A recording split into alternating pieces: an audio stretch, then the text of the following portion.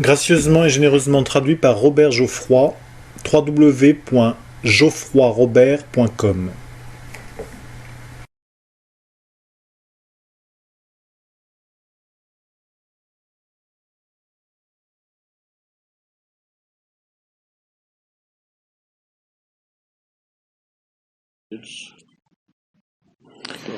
J'aimerais vous faire partager un petit passage de la Bible.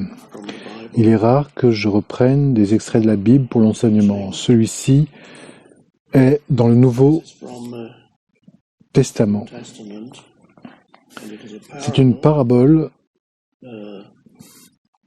dite par Jésus, très profonde et tout à fait appropriée au temps actuel. Absolument appropriée au temps actuel. Allons-y.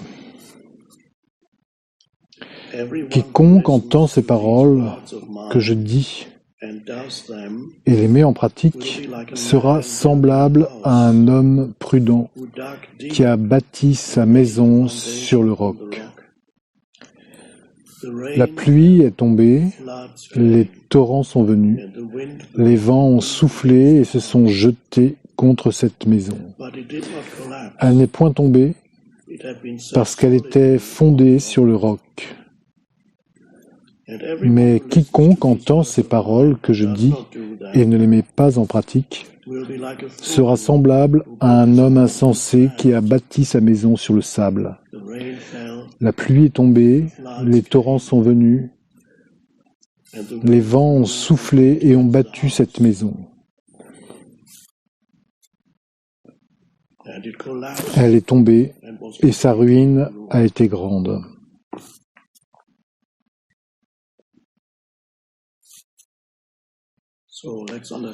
Voyons un peu la signification profonde de ces mots.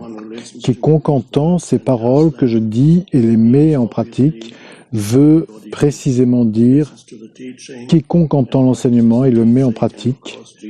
L'enseignement de Jésus est évidemment trouver le royaume des cieux qui demeure en vous et nulle part ailleurs, ni dans le temps ni dans l'espace. Trouver la dimension transcendante, le royaume des cieux qui se trouve en vous, à savoir une dimension plus profonde ou plus élevée de la conscience. Tout le monde peut y avoir accès. Et celui qui bâtit sa maison, c'est vous. La maison, c'est vous. La pluie est tombée, les torrents sont venus, les vents ont soufflé et se sont jetés contre cette maison. Cela représente bien sûr l'adversité à laquelle on est inévitablement confronté dans la vie. Une forme d'adversité plus ou moins extrême, aussi bien au niveau personnel qu'au niveau collectif, comme nous le vivons en ce moment. Or, si vous n'êtes pas allé très profond, rappelez-vous que vous êtes la maison. Si vous n'êtes pas allé assez profond, si vous n'avez rien trouvé au-delà du pensée conceptuel, vous allez être dévasté par la pluie, les vents, les torrents, autrement dit, toute forme d'adversité. Dans le cas présent, nous savons ce qu'est cette adversité. Et même si vous ne tombez pas malade, si vous n'attrapez pas le virus, vous allez être consumé par la peur, comme actuellement des millions d'humains. Et pourquoi avez-vous peur? Qu'est-ce que la peur? Les peurs sont comme des formes pensées. Vous vous projetez dans un moment à venir et vous n'êtes pas présent. Si vous étiez présent, vous vous rendriez compte qu'à ce moment-ci, rien n'est à craindre. C'est seulement quand vous quittez le moment présent que la peur survient en tant que forme pensée qui crée une émotion.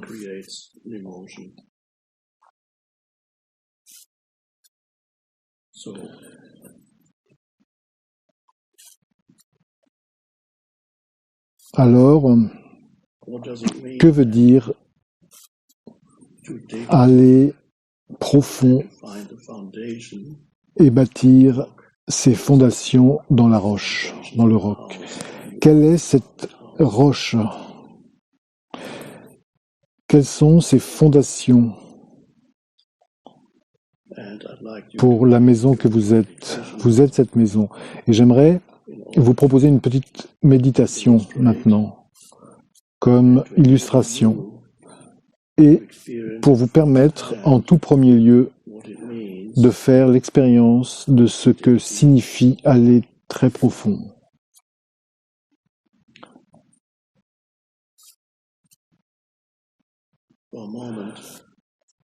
Pendant quelques instants, soyez conscient que vous respirez.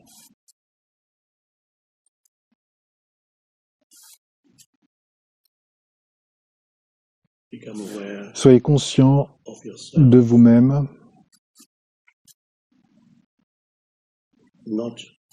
non pas du vous, du soi conceptuel. Ne conscientisez pas votre histoire personnelle, ni quelque futur imaginaire, mais devenez conscient de vous-même en tant que la présence consciente, le champ de la présence consciente. Ici, le penser ne vous aide pas. Le penser est un obstacle. Vous allez donc plus profond que le penser et vous pouvez être complètement éveillé et présent avec une activité mentale très réduite.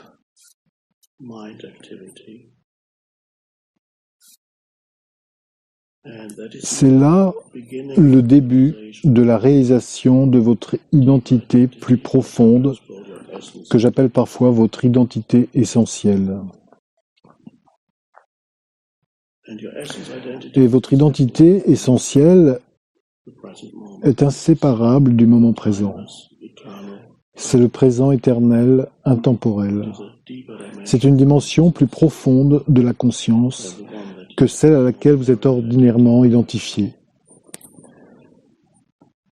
Et c'est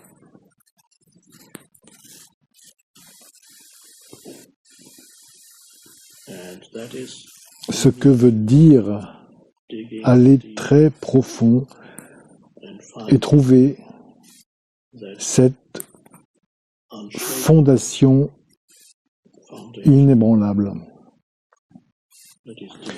Elle est profondément en vous, comme en tout un chacun.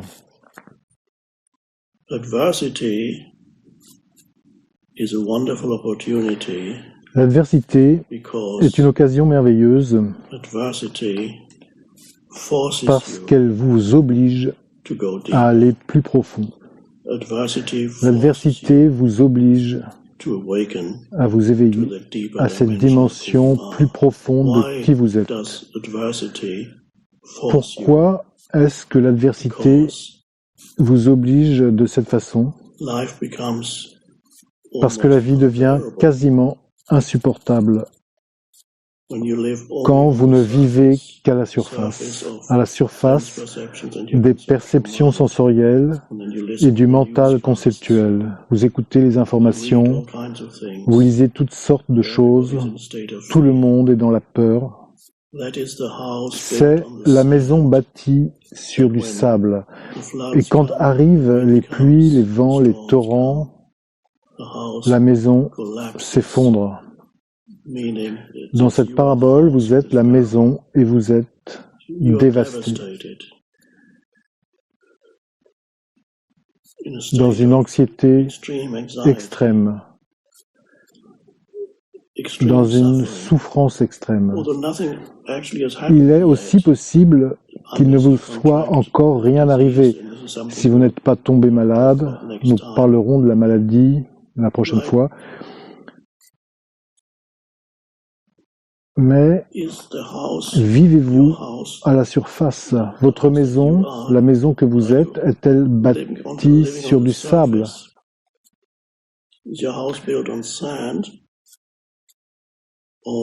Pouvez-vous Où pouvez-vous aller plus profond et trouver en vous les fondations qui vous libèrent de la peur?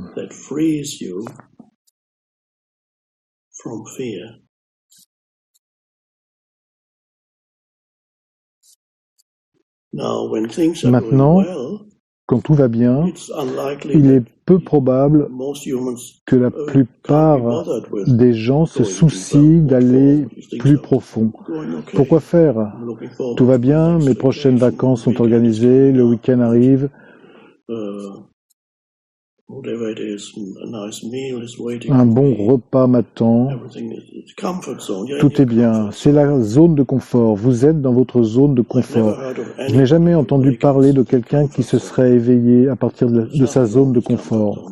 Il n'y a pas de mal à être dans sa zone de confort, appréciez-le quand vous y êtes. Ça dure un certain temps et l'adversité réapparaît sous une forme ou sous une autre, soit sur un plan personnel, soit sur un plan collectif. Ce sont des formes mineures d'adversité et occasionnellement des formes extrêmes d'adversité.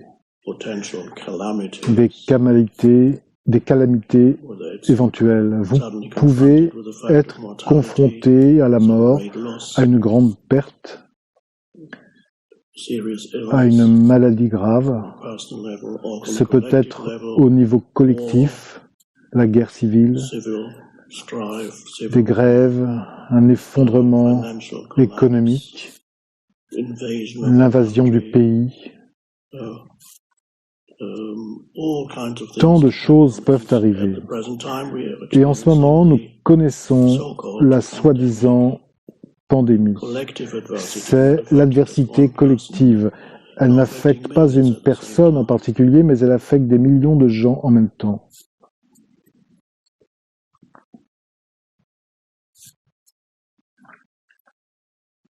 C'est donc une invitation à aller plus profond.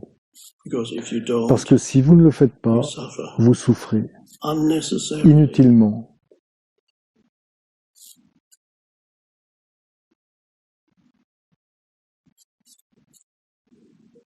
Des millions de gens sont dans un état de peur et d'anxiété.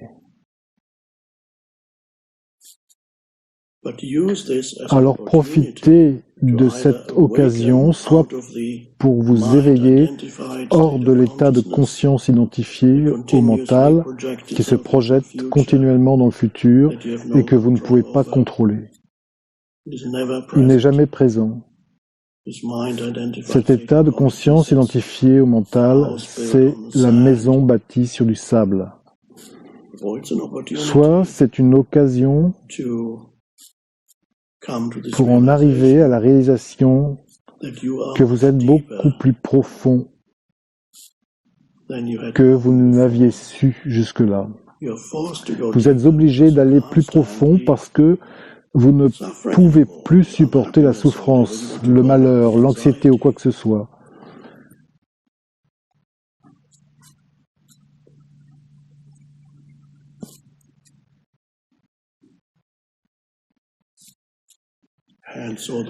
Donc la chose la plus importante, la plus vitale en toutes circonstances,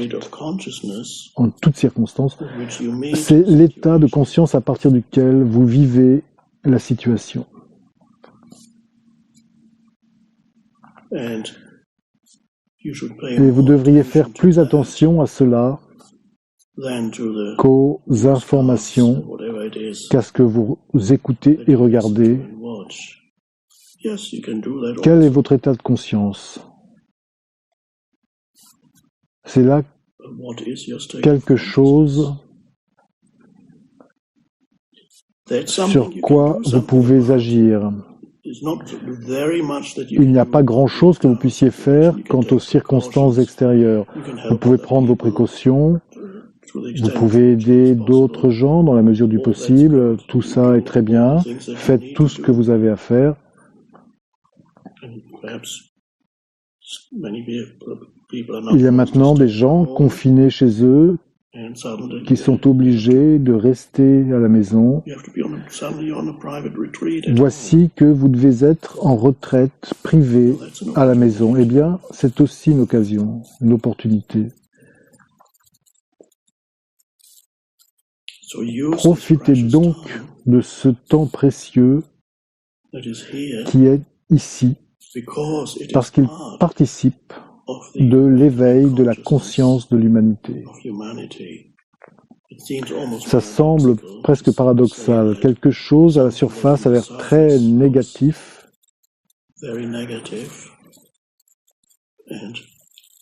a l'air d'un obstacle au bien-être de l'humanité. Oui, c'est un obstacle au bien-être de l'humanité sur le plan purement physique, de façon temporaire. Oui. Or, quelque chose qui a l'air d'un obstacle, du point de vue conventionnel, représente en réalité pour vous une occasion de vous éveiller à un niveau plus profond ou, si vous voulez, plus élevé de conscience. Les humains ne s'éveillent pas quand ils sont dans leur zone de confort. Ils s'éveillent quand ils sont arrachés à la zone de confort. Tout le monde ne le fait pas. C'est juste une occasion. Si vous ne vous éveillez pas quand vous n'êtes plus dans votre zone de confort, vous souffrez. Vous êtes malheureux, vous êtes anxieux, vous êtes plein de peur.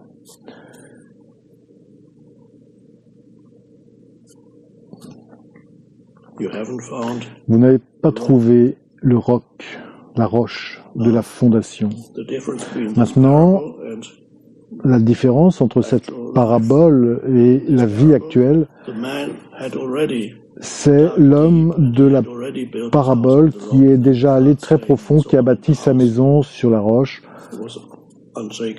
Les intempéries se produisent, mais la maison est inébranlable. Dans la vie courante, il arrive souvent que les pluies, les vents et les torrents s'abattent sur la maison. C'est donc l'adversité qui se produit dans votre vie. Et si vous n'êtes pas encore allé plus profond, l'adversité vous oblige à le faire. Il n'est donc pas trop tard de vous mettre à creuser maintenant face à l'adversité. Beaucoup d'entre vous sont déjà dans le processus de l'éveil. Probablement la plupart d'entre vous qui écoutez ces mots. Ainsi, ce qui nous arrive maintenant est une occasion magnifique d'aller plus profond. C'est un approfondissement, une accélération de l'éveil.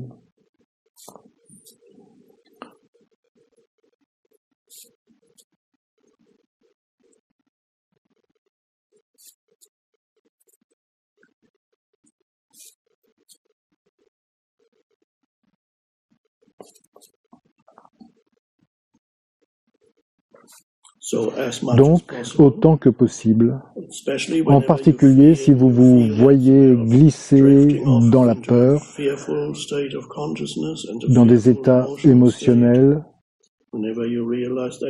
rappelez-vous le moment présent et qu'ici et maintenant, il n'y a rien à craindre. Il vous faut vérifier pour vous-même si c'est vrai ou non. Quand vous craignez quelque chose, vous imaginez un moment futur. Est-ce que je vais attraper cette maladie? Est-ce que je vais mourir? Un proche va-t-il l'attraper? Va-t-il mourir? Mes enfants, mes parents vont-ils mourir? Vous imaginez que cela pourrait arriver. Or, juste maintenant, ce n'est pas ce qui arrive. Donc, quand vous vous sentez repris par la peur, rendez-vous compte que vous avez perdu le moment présent. Et vous vous êtes perdu dans votre mental, dans votre pensée.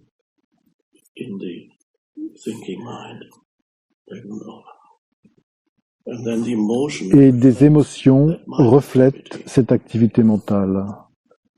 Et quand vous notez cela, quand vous notez que vous avez perdu le moment présent, que vous vous êtes perdu, revenez au moment présent. Des petites choses peuvent vous aider. Soyez conscient de votre respiration. Soyez conscient de votre corps subtil, du champ d'énergie de votre corps. Le corps est vivant. Sentez l'énergie qui parcourt votre corps. Sentez la respiration, l'état de vie de votre corps. Soyez conscient des perceptions sensorielles. Vous regardez autour de vous, vous êtes présent, alors soyez conscient de cette présence qui est inséparable de qui vous êtes, cette présence qui est inséparable de qui vous êtes. C'est une réalisation sublime. Vous êtes tellement plus que la personne. Cette présence est plus profonde que la personne. Et vous avez eu besoin de l'adversité, soit pour trouver cela, soit pour approfondir ce que vous aviez déjà trouvé et qui n'était pas une réalisation profonde.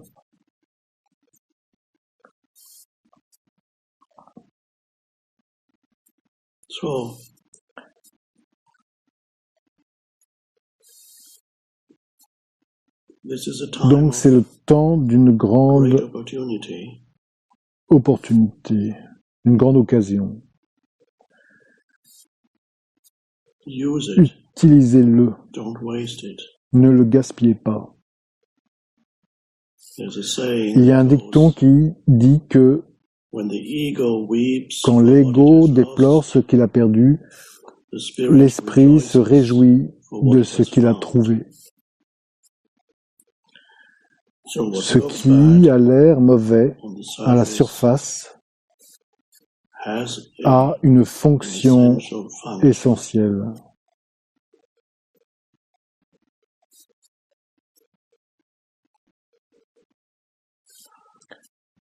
Je vous reparlerai bientôt.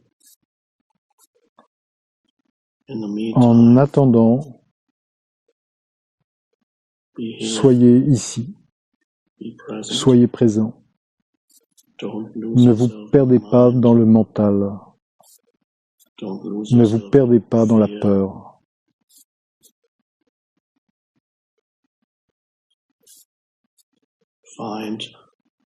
Trouvez la roche, le roc, et soyez-y enracinés en votre identité essentielle.